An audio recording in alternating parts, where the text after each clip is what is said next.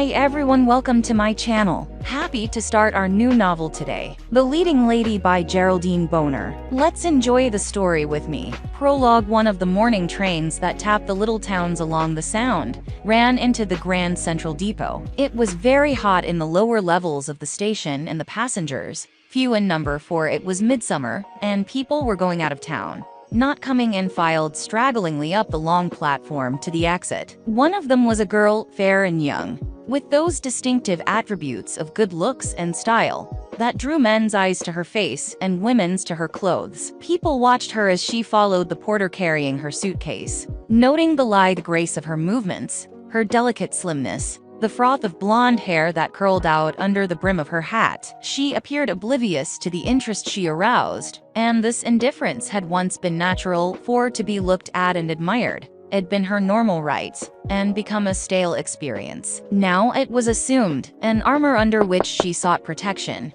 hid herself from morbid curiosity and eagerly observing eyes. To be pointed out as Sybil Saunders, the actress, was a very different thing from being pointed out as Sybil Saunders, the fiancée of James Dallas of the Dallas Parkinson case.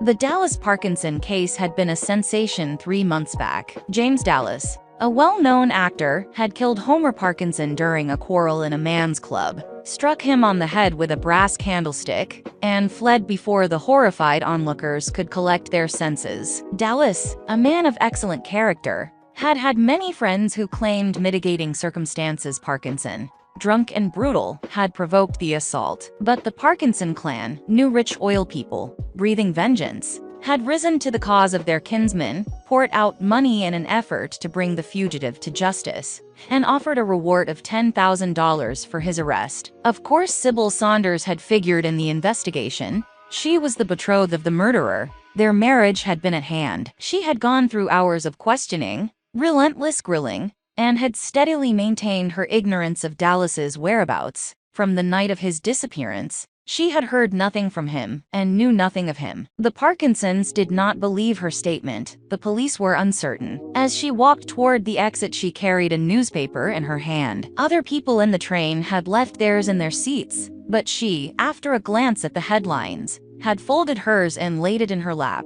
3 seats behind her on the opposite side of the aisle, she had noticed a man had met his eyes as her own swept back carelessly over the car, and it was then that she had laid the paper down and looked out of the window. Under the light film of rouge on her cheeks, a natural color had arisen. She had known he would be there, but was startled to find him so close. Now, as she moved across the shining spaciousness of the lower-level waiting room, she stole a quick glance backward. He was following, mounting the incline. It was the man who had gone up with her on Friday. She had been out of town several times lately on weekend visits, and one of them was always on the train. Sometimes it was a new one, but she had become familiar with the type.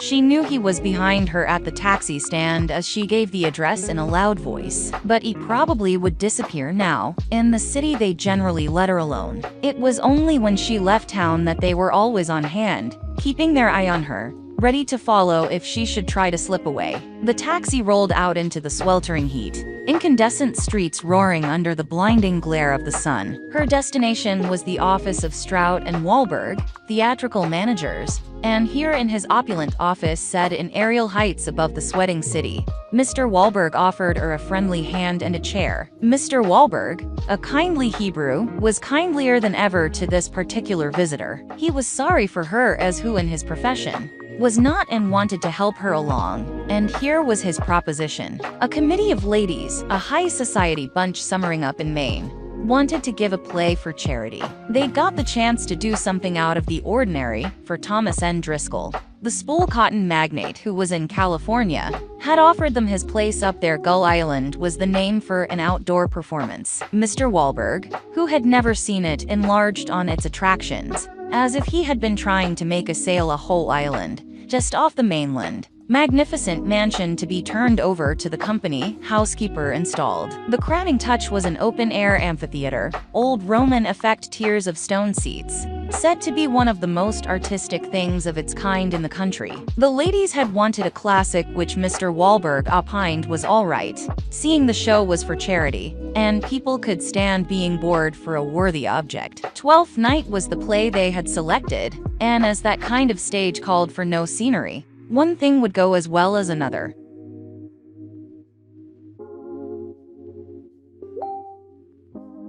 The ladies had placed the matter in Mr. Wahlberg's hands, and he had at once thought of Sybil Saunders for Viola. She had played the part through the provinces, made a hit, and was in his opinion the ideal person. There was a persuasive, almost coaxing quality in his manner, not his usual manner with rising young actresses. But, as has been said, he was a kindly man, and had heard that Sybil Saunders was knocked out, couldn't get the heart to work.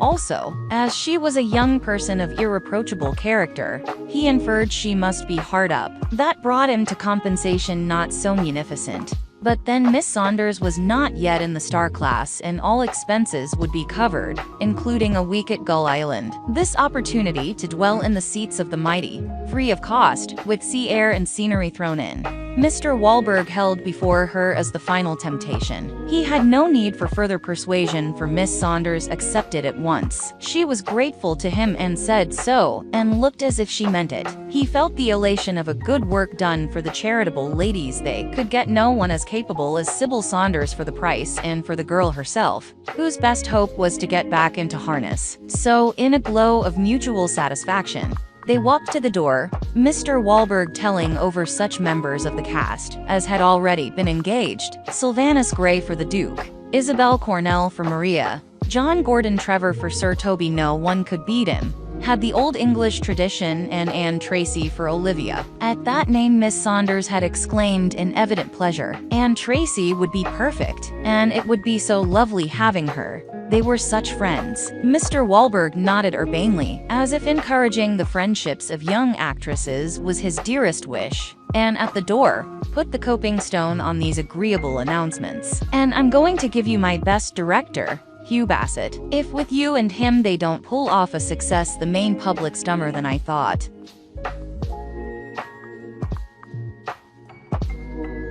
Later in the day he saw his director and told him of Miss Saunders' engagement. Poor little thing, he said. She looks like one of those vegetables they grow in the dark to keep 'em white. But it'll be the saving of her. Now you go ahead and get this started. 3 weeks rehearsal here, and one up there ought to do you. And keep me informed if any of these swell dames turn up asking questions. I want to know where I'm at. Her business accomplished, Miss Saunders went home. She lived in one of those midtown blocks of old brownstone houses divided into flats. The flats were of the variety known as push button and walk up, but she pushed no button, as she knew hers would be tenantless. Letting herself in with a latchkey, she ascended the 2 flights at a rapid run, unlocked her door, and entered upon the hot, empty quietude of her own domain. The blinds in the parlor were lowered as she had left them. She pulled one up with a nervous jerk, threw her hat on a chair, and falling upon the divan, opened the paper that she had carried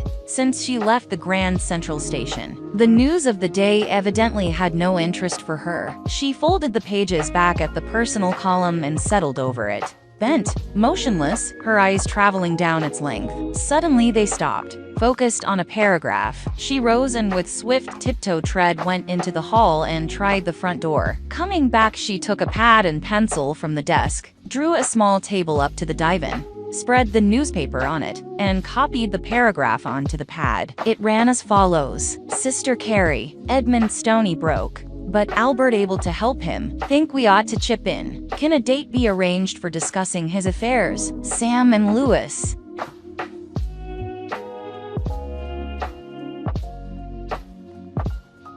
She studied it for some time, the pencil suspended. Then it descended, crossing out letter after letter, till 3 words remained: Edmonton, Alberta, Canada. The signature she guessed as the name he went by. She burned the written paper, grinding it to powder in the ashtray. The newspaper she threw into the wastebasket where Luella, the mulatto woman who did up for her, would find it in the morning. She felt certain Luella was paid to watch her, that the woman had a pass key to the mailbox, and every torn scrap of letter or note was foraged for and handed on. But she had continued to keep the evil-eyed creature, fearful that her dismissal would make them more than ever wary, strengthened their suspicion that Sybil Saunders was in communication with her lover. The deadly danger of it was cold at her heart as she lay back on the divan and closed her eyes. Through her shut lids, she saw the paragraph with the words of the address standing out like the writing on the wall. She had heard directly from him once, a letter the day after he had fled, the only one that even he, reckless in his despair, had dared to send. In that he had told her to watch the personal column in a certain paper, and had given her the names by which she could identify the paragraphs. She had watched, and twice found the veiled message, and twice waited in sickening fear for discovery. It had not happened. Now he had grown bolder. Telling her where he was, it was as if his hand beckoned her to come. She could write to him at last, do it this evening, and take it out after dark. Lying very still, her hands clasped behind her head, she ran over in her mind letter boxes. Post offices where she might mail it. Were the ones in crowded districts or those in secluded byways the safest? It was like walking through grasses where live wires were hidden.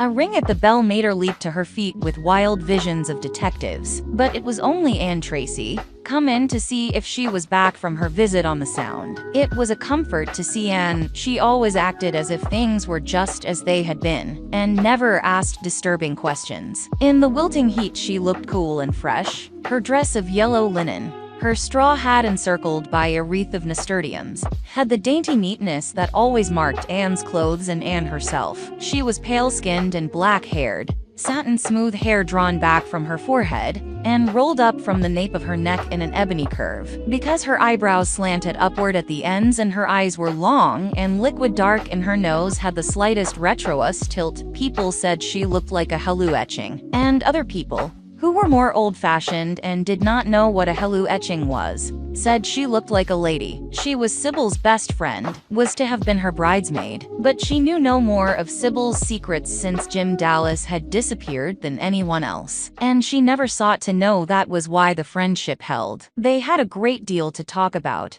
but chiefly the 12th night affair. Anne was immensely pleased that Sybil had agreed to play. She did not say this. She avoided any allusions to Sybil's recent conducting of her life, but her enthusiasm about it all was irresistible. It warmed the sad-eyed girl into interest. The viola costume was brought from its cupboard, the golden wig tried on. When Anne took her departure late in the day, after iced tea and layer cake in the kitchenette, she felt much relieved about her friend. She was coming back, coming alive again. And this performance off in the country, far from her old associations, was just the way for her to start.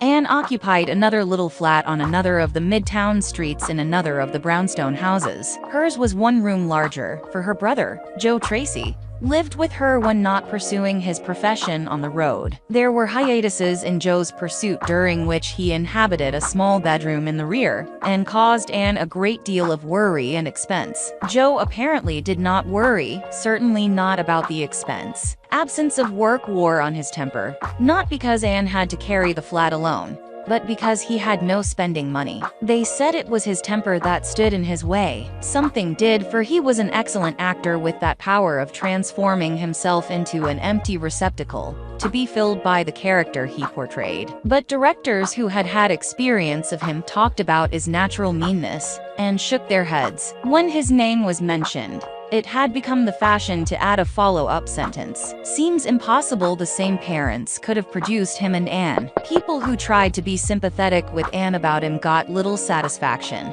All the most persistent ever extracted was an admission that Joe was difficult. No one, not even Sybil or Hugh Bassett, ever heard what she felt about the fight he had had with another boy over a game of pool, which had nearly landed him in the Elmira Reformatory. Bassett had dragged him out of that, and Bassett had found him work afterward, and Bassett had boosted and helped and lectured him since. And not for love of Joe, for in his heart, Bassett thought him a pretty hopeless proposition. That evening, alone in her parlor, Anne was thinking about him. He had no engagement and no expectation of one, and it was not wise to leave him alone in the flat without occupation. Satan in the idle hands was a proverb that came to your mind in connection with Joe. She went to the window and leaned out. The air rose from the street, breathless and dead, the heated exhalation of walls and pavements, baked all day by the merciless sun. Passers-by moved languidly with a sound of dragging feet. At areaways, red-faced women sat limp in loose clothing, and from open windows came the crying of tired little children. To leave Joe to this while she was basking in the delights of Gull Island apart from anything he might do, it wasn't fair. And then suddenly the expression of her face changed, and she drew in from the window. Hugh Bassett was coming down the street.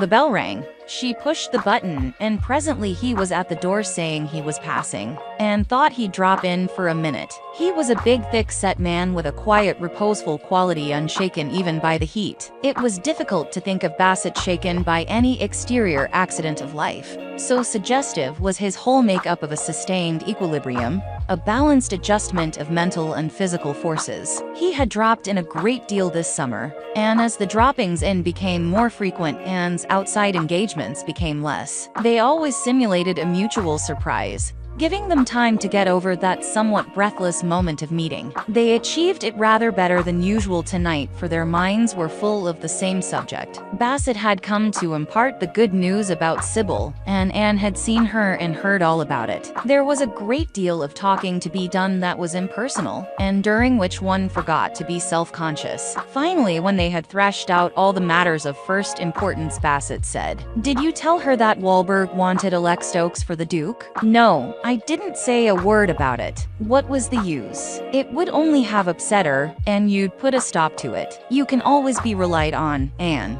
to do the tactful thing." Wahlberg was set on it. "Stokes can't be beaten in that part, and he's at liberty." But I wasn't going to take any chances of her refusing, and if Stokes was in the company, I was afraid she might. I don't know whether she'd have gone that far, but it would have spoiled everything for her and for the rest of us too. It's all plain sailing now. Except for one thing. She stopped, and then in answer to his questioning, "Look about the police. If they have her under surveillance, as people say, what'll they do about it up there?" The big man shrugged. "Camp in the village on the mainland. They certainly can't come on the island. We've special instructions about it. No one but the company to be allowed there till the performance." "Did she speak to you about that?" "No, she hardly ever alludes to the subject, but they would keep a watch on her, wouldn't they?"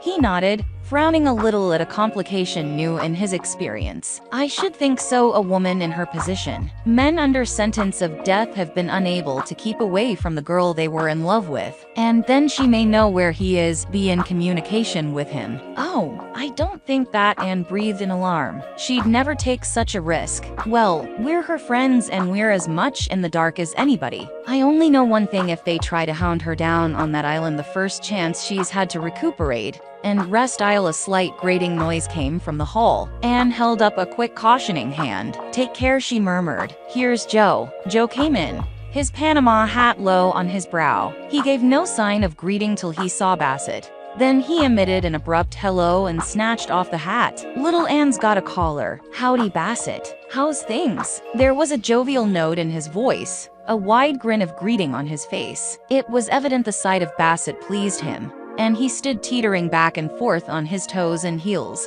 looking ingratiatingly at the visitor. He was like Anne, the same delicate features, the same long eyebrows, and the same trick of raising them till they curved high on his forehead. But his face had an elfish, almost malign quality lacking in hers, and the brown eyes, brilliant and hard, were set too close to his nose. He was 2 years younger than she, 22, but looked older, immeasurably older, in the baser worldly knowledge which had already set its stamp upon him. He launched forth with a suggestion of pouncing eagerness on the 12th night performance. He had heard this and that, and Anne had told him the other. His interest surprised Anne. He hadn't shown much to her, only a few laconic questions, and she was wondering what was in his mind, as she so often wondered when Joe held the floor, when a question enlightened her.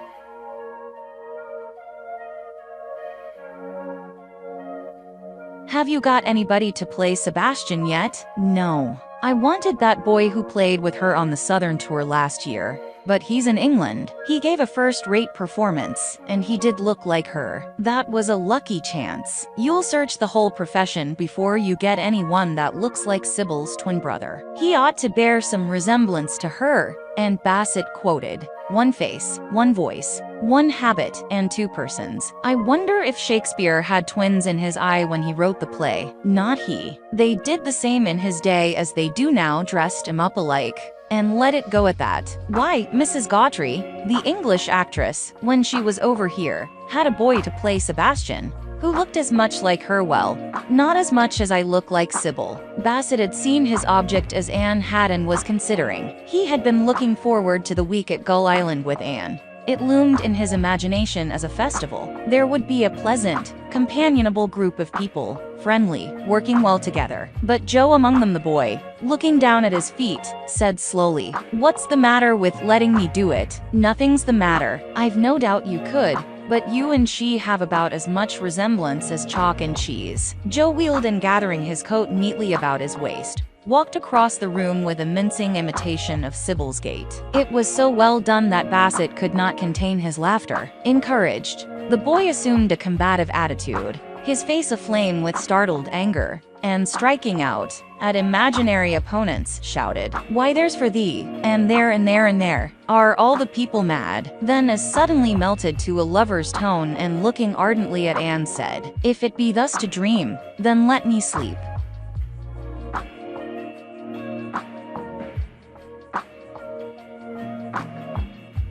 "Oh, he could play it," she exclaimed, and Bassett weakened before the pleading in her eyes. He understood how to manage Joe. He could keep him in order. The boy was afraid of him anyway, and by this time knew that his future lay pretty well in Bassett's hands. If there was anything Anne wanted that was within his gift, there could be no question about its being hers. She was very sweet, murmuring her thanks as she went with him to the door, and assurances that Joe would acquit himself well. Bassett hardly heard what she said, looking into her dark eyes, feeling the soft farewell pressure of her hand. Joe had left the sitting room when she went back there, and she supposed he had gone to bed. But presently he came in, his hat on again, and said he was going out. She was surprised. It was past 11. But he swung about looking for his cane, saying it was too hot to sleep. She tried to detain him with remarks about the new work. He answered shortly, as was his wont with her, treating it as a small matter,